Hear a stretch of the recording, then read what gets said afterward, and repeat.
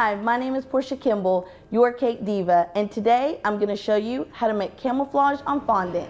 To get the camouflage look on fondant, there is a few different ways that you can make this look.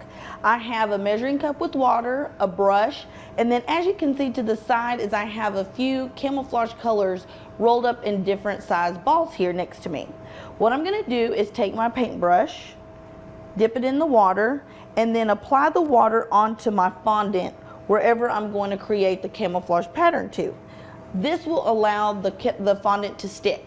Now do know that you can use clear vanilla, clear lemon extract, water, and even vodka. I'm going to take one of my camouflage fondant colors here, and I'm just going to press down with my thumb. The great thing about camouflage is it's not a standard pattern, or it doesn't have to be specific. It's very random. So whatever you push and make will just help create the camouflage look. I'm going to take another color and just push and create whatever shape that I want.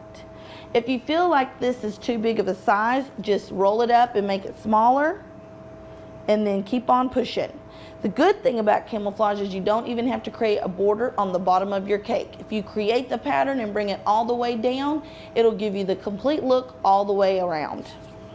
I'm going to take some more brown, push in. You're going to want to make sure that you get in every crease. So just push those colors together. That will create a seam. Make sure you gently press down so the fondant does stick onto the fondant. You're going to continue this pattern to complete your cake all the way around, top and bottom. And this is how you create a camouflage look on fondant.